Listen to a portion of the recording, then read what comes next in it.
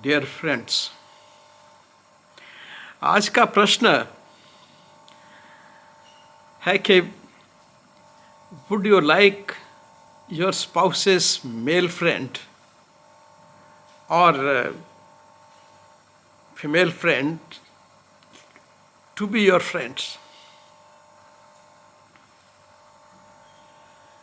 यह प्रश्न दुनिया भर में पूछा जाता है। डेवलप्ड वर्ल्ड में भी यह एक बहुत बड़ा प्रश्न है और लोग इस पे समय समय पर काफ़ी विचार करते रहते हैं और अपने विचार भी देते रहते हैं, क्योंकि मेल और फीमेल आजकल दोनों उनका ब्रॉटअप प्राय एक जैसा ही होता है। यही नहीं, बचपन से लेकर के गली में खेलते वक्त आपके मित्र बनते हैं, स्कूल में जाकर के आपके मित्र बनते हैं, कॉलेज में मित्र बनते हैं और प्रोफेशनल कॉलेज में पहुंच करके भी आपके मित्र बनते हैं। ये सब मित्र, उनका स्तर मैरिज के बाद में क्या है? आपकी शादी हो गई, आपने फैमिली बना ली। अब इस फैमिली में इन मित्रों का क्या स्थान है, यह एक बड़ा महत्वपूर्ण विषय हो जाता है। क्या आप चाहेंगे कि आपका स्पाउस उनसे उसी मित्रता से मिले जो कि आप रखते हैं, या ये दोनों हो सकते हैं, पति के लिए पत्नी और पत्नी के लिए पति। पत्नी के भी मित्र होंगे, जान पहचान के लोग होंगे। अब जान पहचान और मित्रता में फ़र्क है। जान पहचान तो अक्सर सबसे होती है, जो लोग मिलते हैं आपसे, साथ में पढ़ते हैं, सब करते हैं। और मित्रता कुछ पर्टिकुलर लोगों से होती है जिनसे आपका अंतर स्वभाव मिलता है, उनसे आपकी मित्रता भी हो जाती है।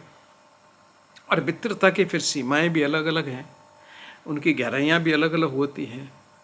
तो यहाँ प्रश्न मिलता है उन लोगों का जो मित्र हैं, मित्र की कैटेगरी में आते हैं, कि उनका स्थान आपके परिवार में क्या होना चाहिए और आपके स्पाउस को, यानी कि पत्नी के केस में पति को और पति के केस में पत्नी को, किस तरह से उनके मित्रों को डील करना चाहिए या नहीं करना चाहिए। दुनिया भर में ये रिकमेंडेशन की जाती है कि इसमें बहुत ध्यान रखने की आवश्यकता होती है। यह रिलेशनशिप एक बहुत ही ऑनरेबल होनी चाहिए, सम्मान के साथ होनी चाहिए, बहुत लिमिटेड होनी चाहिए, और इसमें जितनी अतरंगता, अंतरंगता कम हो सके उतनी होनी चाहिए। इसको ज़्यादा गहराइयों में परिवार बनने के बाद, बसने के बाद में लाना, बीच में लाना, यह अक्सर एक बहुत ही गंभीर अंत की शुरुआत करता है। इसलिए प्राय दुनिया में लोग जो शादी के बारे में स्टडी कर रहे हैं, उन सब का यही कहना है, डेवलप्ड वर्ल्ड में और अनडेवलप्ड दोनों में ही, कि यह तीसरे व्यक्ति का कोई स्थान पति और पत्नी के बीच में नहीं होना चाहिए। यह बहुत ही एक शुद्ध रिश्ता है। यह एक बड़ी परफेक्ट यूनिट है समाज की, और इसके बीच में तीसरे के कारण कोई इंटरफेरेंस न हो, इस बात का पूरा ध्यान रखना चाहिए। ऐसा प्राय सभी जगह में रिकमेंड किया जाता है। इसलिए इस पे विचार की आवश्यकता पड़ती है। सबसे पहले कहा गया है कि अगर आप अपने किसी मित्र को अपनी पत्नी से इंट्रोड्यूस करते हैं, या आपकी पत्नी चाहती है कि आप उसको इंट्रोड्यूस किया जाए, कहीं गैदरिंग में, फंक्शन में मिले, या सड़क पे या बाज़ार में कहीं किसी कारण से मुलाकात हो गई, तो सबसे पहला जो रिकमेंड लोगों ने किया है कि सब ऐसी जान पहचान में या मित्रता को तो खैर अवॉइड ही करना चाहिए, मित्रता तो नहीं डेवलप करनी चाहिए, अंतरंगता तो नहीं होनी चाहिए, ऐसा कहा जाता है। हाँ, एक सुपरफिशियल रिलेशनशिप जिसे कहते हैं, जान पहचान जिसे कहते हैं, वह हो सकती है, लेकिन वह भी बाउंड्रीज के साथ में होना चाहिए। मीन्स दोनों व्यक्ति बाउंड्रीज सेट, तीनों व्यक्ति, चार व्यक्ति अपनी बाउंड्रीज सेट करें। किस सीमा तक बातचीत की जाएगी, किस सीमा तक एक दूसरे परिवार के बारे में डिस्कस किया जाएगा, या किस सीमा तक जाना है, वह हर बात एक बिल्कुल तय होनी चाहिए, जिसको हम कहते हैं रिस्पेक्टिंग द बाउंड्रीज। यानी कि पहले ही एडवांस में आप बाउंड्रीज तय कर सकते हैं कि हमारे संबंध इस गहराई तक ही होंगे। जैसे आपने कहा कि आप कभी भी अब ये वर्बली बातें नहीं बोली जा सकते, अक्सर आपको अपने इशारों से उनको समझाना पड़ता है, व्यवहार से उनको समझाना पड़ता है।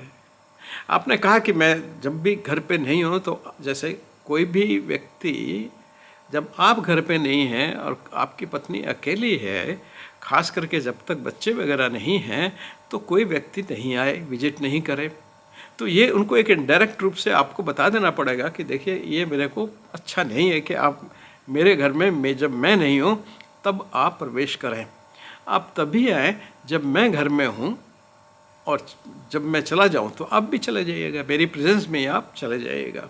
तो एक पहला गोल्डन रूल जो है, प्राय दुनिया में सब जगह लोग इसको सम्मान की दृष्टि से देखते हैं कि अकेला पत्नी अगर घर में है तो कोई भी मित्र जाके उनके पास में नहीं बैठता, या इवन रिश्तेदार भी जो है, जो ऐसे रिश्तेदार हैं जो मित्र की कैटेगरी में ही आते हैं, तो वो भी बिना हस्बैंड की प्रेजेंस के वो किसी फीमेल के पास में नहीं बैठते। तो ये एक सीमा हो जाती है। आप उनको पिक्चर नहीं ले जाएंगे, मूवी दिखाने नहीं ले जाएंगे, किसी ड्रामा या किसी और जगह पे अकेले उनको नहीं ले जाएंगे। आप इस तरह की सीमाएं बांध सकते हैं और बांधनी चाहिए। आपको एडवांस में यह तय करना पड़ेगा कि यह व्यक्ति किस सीमा तक रिलेशनशिप रखने लायक है। यह निर्णय तो आपका होगा, क्योंकि आपका मित्र है और आपकी पत्नी की मित्र के मामले में उनका निर्णय होगा। तो वो एक पहले सेट होना चाहिए, खास करके जब मित्रता अपोजिट सेक्स से है। तो इसके अलावा जब भी आप अपने मित्रों को इंट्रोड्यूस करवाते हैं या मित्र अनायासी मिल जाते हैं, तो आप दोनों पति पत्नी को ओपन कम्युनिकेशन होना चाहिए। आपको सारी स्थिति परिस्थिति, उनकी अंतरंगता और सारा कुछ उनके साथ में जो संबंध है उसको पूर्ण रूपेण डिटेल रूप में अपनी पत्नी को स्पष्ट शब्दों में बता देना चाहिए कि ये मेरे इससे रिश्ते में, ये मेरा कॉलेज का फ्रेंड था, ये स्कूल में था, या हम गली में एक साथ खेलते थे, या कैसा मेरा लंगोटिया यार है, जैसा भी है। तो सारी परिस्थिति का स्पष्ट रूप से डिस्कशन करके उनको बता देना चाहिए, जिससे दोनों का एक ओपिनियन उस चीज़ के बारे में बने। यानी इसको कहते हैं ओपन कम्युनिकेशन, यानी कि एवरीथिंग शुड बी रिवील्ड। और कभी भी कोई भी चीज़ जो है वो इसमें कंसील नहीं करनी चाहिए, छुपानी नहीं चाहिए। अगर आप छुपाएंगे तो अंततो गत्वा उसका जो रिज़ल्ट आएगा वो बहुत ख़राब होगा। ये पूरी दुनिया के स्टडीज़ देखा गया है कि जहाँ एक स्पाउस ने कुछ छुपाने की गलती की दूसरे स्पाउस से, अपने मित्रों के बारे में जो पर्टिकुलरली उनके स्पाउस से आके मिलने वाले थे, तो वह डिसास्टर में ही उसका अंत हुआ है। फिर होता है म्यूचुअल इंट्रोडक्शन। जब भी आप इंट्रोडक्शन देते हैं तो एक म्यूचुअल इंट्रोडक्शन होना चाहिए, मतलब मेरा भी, उसका भी, अपने पति का भी, पत्नी का भी, और उस व्यक्ति का भी, और उनके साथ में अगर वाइफ है तो उनका भी, या कोई और मित्र है तो उनका। This should be complete mutual introduction.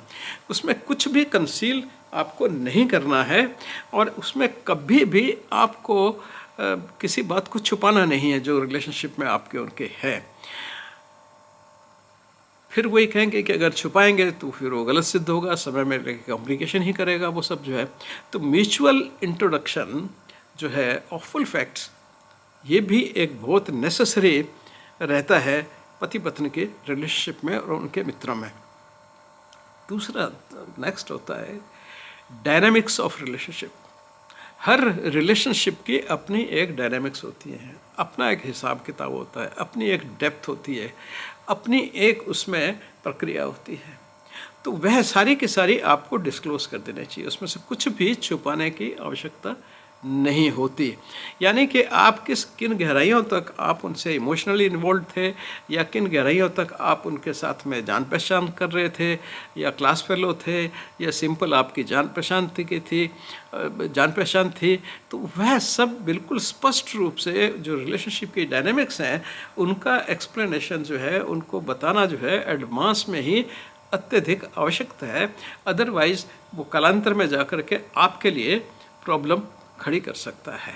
जैसे मैंने पहले भी कहा कि अनडिस्क्लोज्ड इन्फॉर्मेशन जो है वो कभी ना कभी वो स्पष्ट आपके सामने हो ही जाए कि संबंधों के और रिश्तों की सुगंध या दुर्गंध जो है वह कभी छुपती नहीं, कभी ना कभी किसी न किसी रूप में वो सामने आ ही जाती है। तो इसलिए उसका बिल्कुल स्पष्ट रूप से विवरण एडवांस में ही हो जाना चाहिए।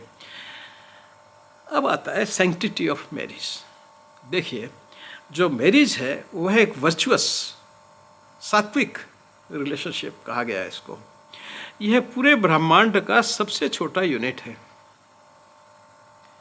जैसे हमने पहले भी बताया कि पूरे ब्रह्मांड की रचना ही आकर्षण से होती है, और उसमें जो ब्रह्मांड जब बन जाता है तो उसका जो सबसे छोटा यूनिट जो आपस में एक दूसरे को आकर्षित करके और परिवार बनाता है वह है फैमिली, यानी कि शादी, यानी कि मैरिज। इसलिए ये बहुत वर्चुअस है, बहुत पवित्र है, बहुत ही सात्विक है, और इसको बिल्कुल अंतरंगता से निभाने की आवश्यकता है। किसी भी रूप में इसको विशेष नहीं करना चाहिए। जितने ये प्योर रिलेशनशिप हो गई उतनी ही ये सुदृढ़, उतनी ही सुंदर, और उतनी ही आपकी आत्मा को सुख देने वाली हो गई। और इसको अगर आपने ठीक से निभा लिया है तो अगर स्वर्ग की कल्पना कोई करना चाहता है तो उसके लिए निश्चित है, या जो भी कल्पना करते हैं आप वो निश्चित है। अगर आप विश्वास भगवान में नहीं करते हैं तो भी कोई बात नहीं है, तब भी ये आपके लिए अच्छा ही सिद्ध होगा। अगर इसको आप वायलेट करते हैं, देखिए कैंसर क्या होता है। कैंसर कुछ नहीं है। कैंसर यानी कि आपकी बॉडी का एक सेल जो है वो बॉडी के कानून मानना बंद कर देता है। वो अपनी मनमानी करके ग्रो होना शुरू कर देता है, तो ग्रोथ बन जाती है, हम उसको कैंसर कहते हैं, और फाइनली पूरे शरीर में फैल जाता है। उसी तरह ये है, अगर एक परिवार का यूनिट खराब होता है जब, तो हम वो कैंसरस यूनिट की तरह काम करता है, कैंसरस सेल की तरह काम करता है। वो दुनिया में फैलता जाता है और अपने जो सेल है वो जगह जगह फैलाता जाता है और समाज को भ्रष्ट कर देता है। इसका खास एग्जाम्पल आपको देखने को मिलेगा यूरोप में। यूरोप में फैमिली सिस्टम कोलैप्स हो गया। अमेरिका में भी फैमिली सिस्टम कोलैप्स हो गया। बहुत सी वाइट रेसेस की जगहों में फैमिली सिस्टम कोलैप्स हो गया। रिजल्ट क्या हुआ कि वहाँ बच्चे ही पैदा होने बंद हो गए। और अब बहुत सी कंट्रीज़ ऐसी हैं जो बिल्कुल जो है ख़त्म होने की कगार पे हैं। वहाँ पे जो फर्टिलाइजेशन रेट है, जो बच्चों के पैदा होने की रेट है, वो बहुत कम है। और जब भी ये रेट पर कपल 1.2 से कम हो जाती है तो उस रेस का एक्सटेंशन मस्ट हो जाता है। तो इस तरह बहुत सी कंट्रीज़ कुछ सालों बाद में आप देखेंगे एक्सटिंक्ट हो जाएंगे, क्योंकि वहाँ फैमिली इंस्टीट्यूशन ख़त्म हो गया, भ्रष्ट हो गया। कारण चाहे कुछ भी रहे हो, कारण मैं बहुत पहले डिस्कस कर चुका हूँ। तो उसी तरह से अगर यह यूनिट भ्रष्ट हो जाता है, कैंसरस हो जाता है, तो धीरे धीरे पूरा समाज जो है वो भ्रष्ट हो जाता है और ये मानव जो है वो समाप्त होना शुरू हो जाता है। क्यों? क्योंकि यह एक्शन भगवान की अगर उसमें मानते हो तो उसके अगेंस्ट में है। अगर आप प्रकृति के मानते हो तो प्रकृति के अगेंस्ट में है। और अगर आप प्रकृति को भी नहीं मानते और भगवान को भी नहीं मानते, नास्तिक बिल्कुल एकदम से साइंटिफिक खाली विज्ञान को ही मानते हैं, तो ये विज्ञान के भी विपरीत है। क्योंकि जो प्रिंसिपल्स ऑफ क्रिएशंस हैं, प्रिंसिपल्स ऑफ आकर्षण है, अट्रैक्शंस है, यह उनके अगेंस्ट में है। तो उनके अगेंस्ट में होने के कारण इसका विनाश निश्चित है। यानी कि अगर आप फैमिली यूनिट जो कि एक सबसे छोटा सेल है इस पूरे ब्रह्मांड का, अगर उसको आप भ्रष्ट कर देते हैं, वो कायदे कानून मानना बंद कर देता है, वो बिल्कुल गलत तरीके से चलता है, तो फिर वह बॉडी में कैंसर की तरह फैलना निश्चित है इस ब्रह्मांड में, और पूरे ब्रह्मांड की डिसअपीयरेंस का कारण बन सकता है। कम से कम मानव रेस की डिसअपियरेंस का तो कारण बनेगा ही, और अगर मानव समाप्त होगा तो ये भी निश्चित है कि बाकी चीज़ें भी धीरे धीरे समाप्त प्राय हो जाएंगे। इसलिए इसकी बहुत अधिक महत्व हो जाती है, और इसको हमें एक वर्चुअस रिलेशनशिप, एक पवित्र रिलेशनशिप, एक सात्विक रिलेशनशिप मान करके और इसको चलना चाहिए, और उसी तरह से तीसरे व्यक्ति को इसमें स्थान देना चाहिए। धन्यवाद।